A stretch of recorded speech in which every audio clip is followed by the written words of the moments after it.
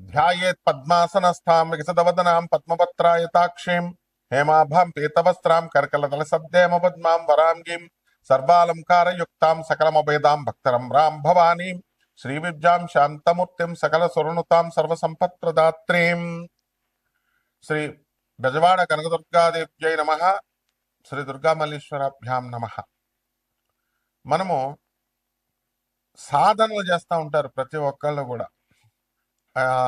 ఈ శాంతులు ఏమండి, మా గ్రహాలు పుట్టినప్పుడు నక్షత్రం బాలేదండి, లేకపోతే నక్షత్ర శాంతి చేయించామండి, గ్రహాలు బాలేదన్నారండి, లేకపోతే మా ఇంట్లో వాళ్ళు ఎవరో చచ్చిపోయారండి, ఇంట్లో చచ్చిపోయాడండి అందుకని ఇల్లు సంవత్సరం అంతా ఖాళీ చేస్తామండి, తర్వాత పితృదోషాలు అన్నారండి ఏమండి అక్కడికి దానికోసం అని చెప్పేసి గోకర్ణ వెళ్ళి చేయించమన్నారండి.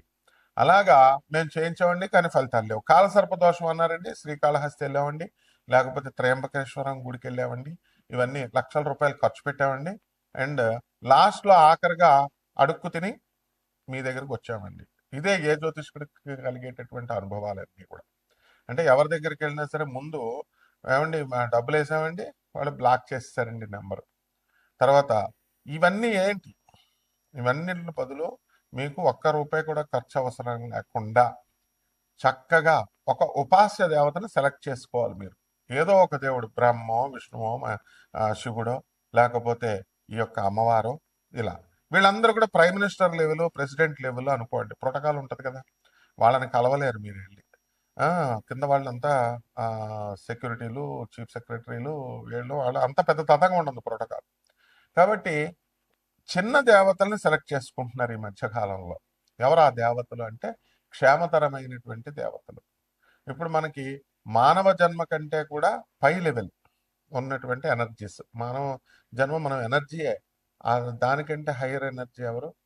యక్ష, గంధర్వ, కిన్నెర, కింపురుష, అప్సరస, ఆ తర్వాత దేవతలు, తర్వాత వాళ్ళకంటే పెద్ద బ్రహ్మ విష్ణు మహేశ్వరులు, ఆది పరాశక్తి. ఇలా ఏవైతే మన పురాణాల్లో వర్ణించబడ్డాయో, వేదాల్లో, శాస్త్రాల్లో, ఇతిహాసాల్లో, మరి ఇవన్నీ కూడా. అంతేగాని వాటిని చేయాలి కానీ కరాంగుళి మాలలు వేదాల్లో ఇతిహాసాల్లో ఉన్నాయని ఒక అమ్మాయి పబ్లిసిటీ చేస్తుంది.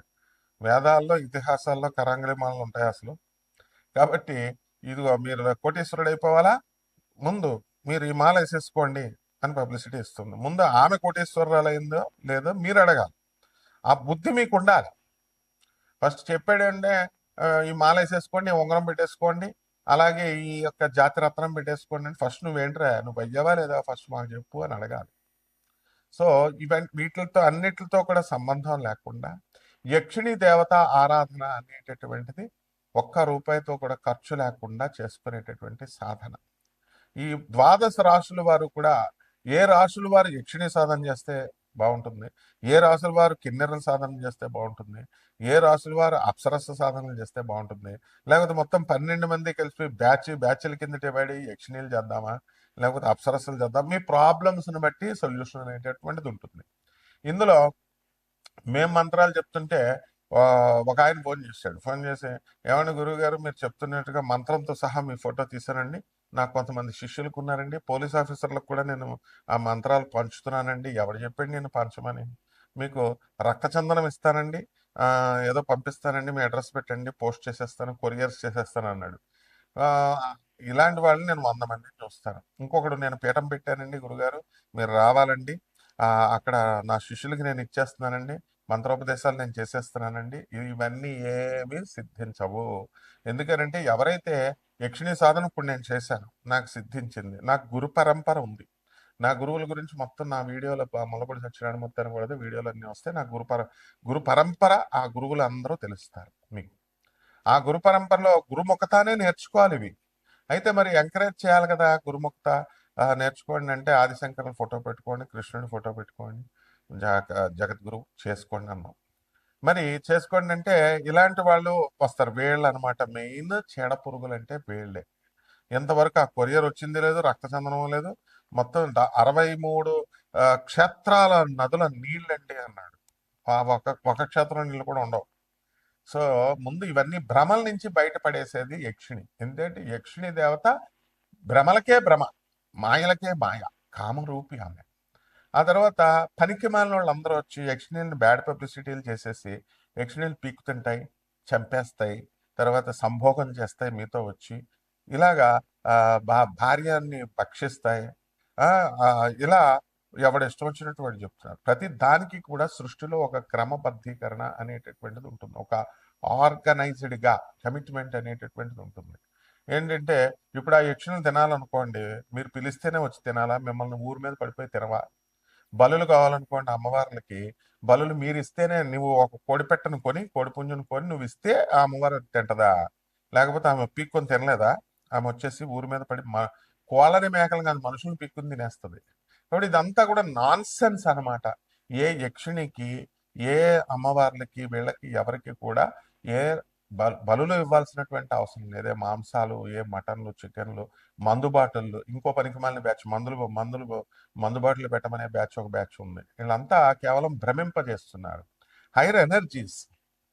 మీరు ఒక యక్షిణిని ఆవాహనం చేస్తున్నారు, రోజు పూజ చేస్తున్నారు. రోజు పూజ చేస్తున్నప్పుడు ఆ యక్షిణి ఏం చేస్తుంది? మీరు అడిగిని నేను చేసి పెడతానంటుంది. It's like business. ఇప్పుడు మీరు ప్రపంచంలో ప్రతిదీ బిజినెస్సే. భార్య భర్తకి వంటలు చేసి పెడుతుంది, భర్త డబ్బులు తెచ్చి పెడుతున్నాడు, దానికి నిమిత్తం జీవితాంతం పోషించడానికి కట్నం తీసుకుంటున్నాడు, బిజినెస్. తర్వాత ప్రేమ సంగతి తర్వాత. అవన్నీ ప్రేమ ఉంటే విడాకుల కిందకి వెళ్తారా? రోజు కిట్లట్లు ఫైటింగ్లు ఎందుకుంటాయి?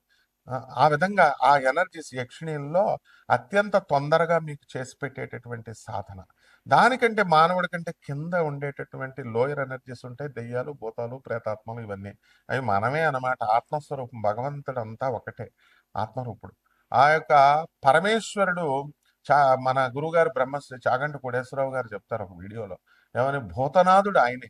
మరి తండ్రి ఇప్పుడు 10 మంది పిల్లలు ఉన్నారు, ఒక 9 మంది ఆఫీసర్లు అయిపోయారు, బ్యాంక్ ఆఫీసర్, ఐఏఎస్ ఒకడైపోయాడు, ఒకడేమో వేగబాండ్ లాగా రోడ్ల మీద తిరుగుతున్నాడు. వదిలేసుకుంటాడా రౌడీ షీటర్ అయితే? వదులుకోడు కదా తండ్రి. ఆ విధంగా భూతాలు, ప్రేతాలు, ఆత్మలు, దెయ్యాలు ఇవన్నీ కూడా శివుడి సంతానమే. కాబట్టి శివుడు వాటిని చూసుకుంటాడు అని అద్భుతంగా చెప్పారు గురువుగారు. కాబట్టి మీరు యక్షిణీ సాధన చేసేటప్పుడు, ఏమన్నా గురుగారు నాకు మంత్రం ఇచ్చేయండి అంటే, ఫస్ట్ అసలు నువ్వు ఎవడవి, నీ స్పిరిచువల్ బ్యాక్గ్రౌండ్ ఏంటి, నువ్వు ఏ దేవతను పూజ చేస్తావు? ఈ రోజే మీ వీడియో చూసి టెంప్టింగ్ అయిపోయి నేను యక్షిణీ సాధన చేసేది, యక్షిణి అంటే మామూలు మనిషి అనుకుంటున్నావా?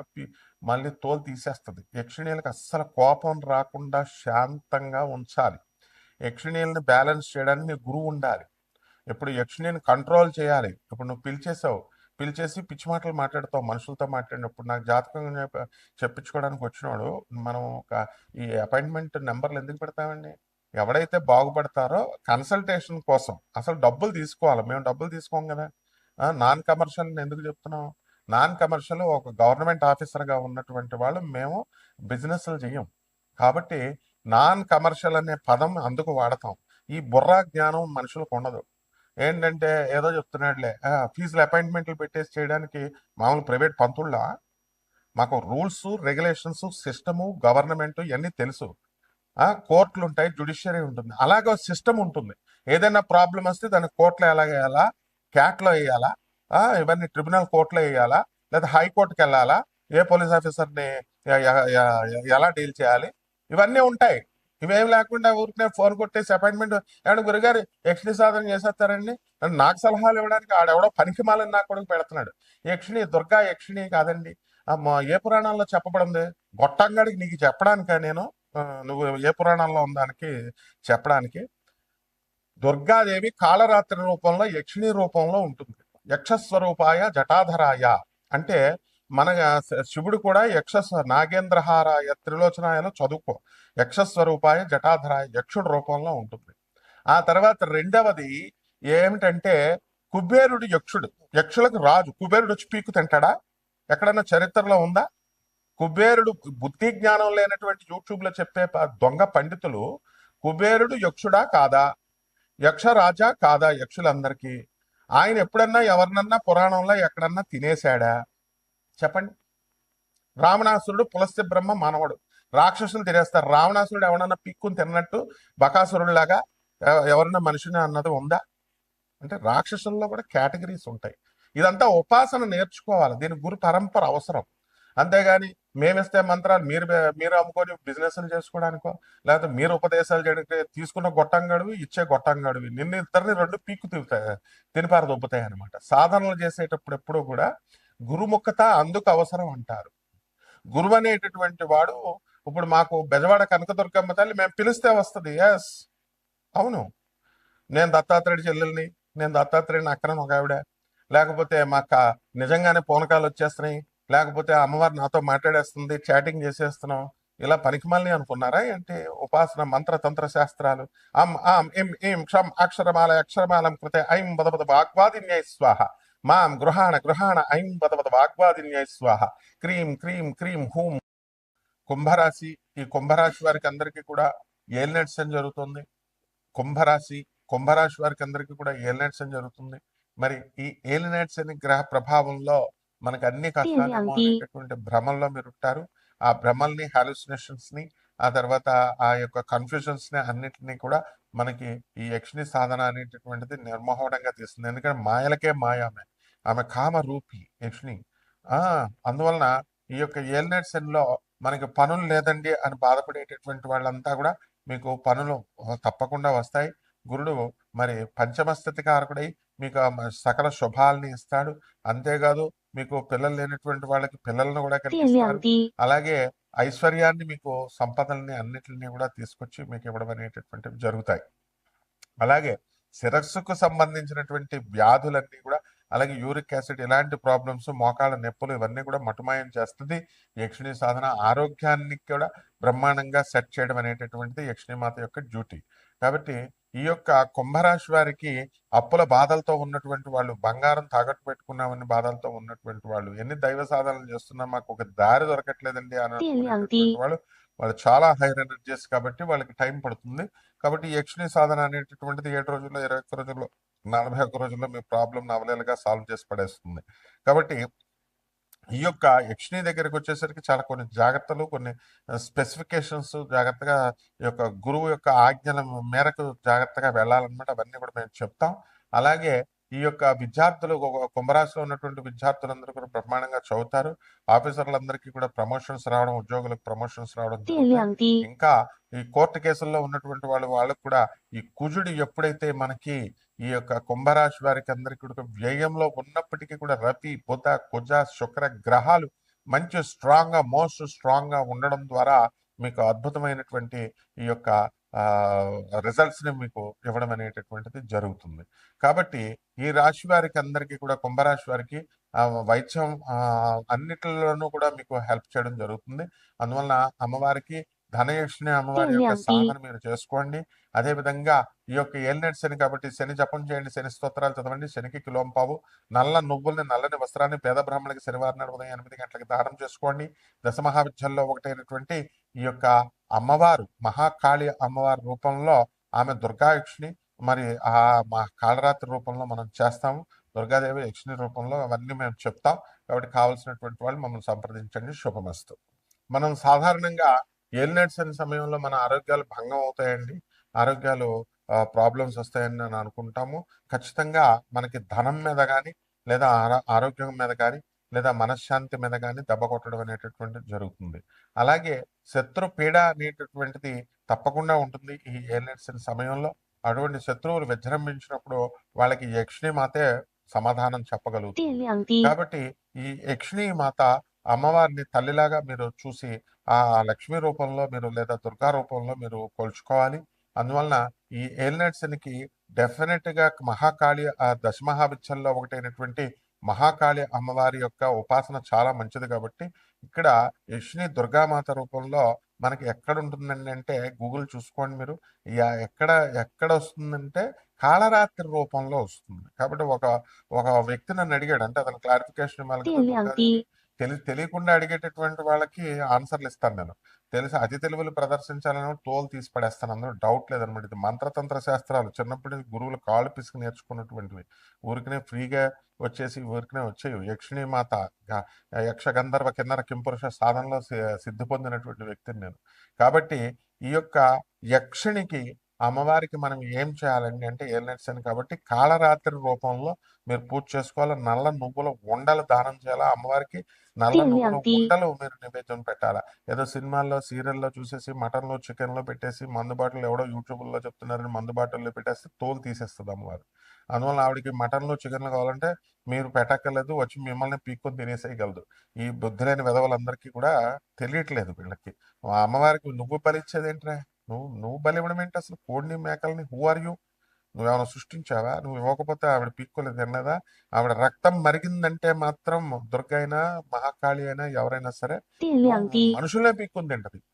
మా నువ్వు ఆఫ్టర్ ఆల్ ఈ యొక్క దున్నపోతుల బలి ఏమిటి, మేకల బలి ఏమిటి, పావురాల బలి ఏమిటి, ఇవన్నీ కూడా కోళ్ళని బలి, ఇదంతా నాన్ సెన్స్ అనమాట. కాబట్టి యక్షిణి అమ్మవారికి చక్కగా ఈ యొక్క సకల కష్టాలు ఉన్నటువంటి వాళ్ళు, మీనరాశిలో ఉన్నటువంటి వాళ్ళు, ఉద్యోగాలు రావట్లేదు అనుకునేటటువంటి వాళ్ళు, భార్య సాధిస్తుంది అనేటటువంటి వాళ్ళు, వీళ్ళందరూ కూడా చేసుకోండి. ఓం యక్షిణ్యాయ నమః అనేటటువంటి మంత్రంతో బ్రహ్మాండంగా నేను గైడ్ చేస్తాను. అందులో మీకు డౌట్ లేదు. మంచిగా మీ యొక్క బ్రహ్మాండంగా ఉంటుంది. అయితే దానితో పాటు శని ఏలినాటి శని జరుగుతుంది కాబట్టి శని జపం చేయండి, శని స్తోత్రాలు చదవండి. శనికి కిలోంపావు నల్ల నువ్వుల్ని, నల్లని వస్త్రాన్ని పేద బ్రాహ్మణులకి శనివారం నాడు ఉదయం 8 గంటలకు దానం చేసుకోండి, సరిపోతుంది. శుభమస్తు. అమ్మయ్యా, టార్గెట్ పూర్తి చేశాను నేను మా యక్షిణి మాత అనుగ్రహంతో.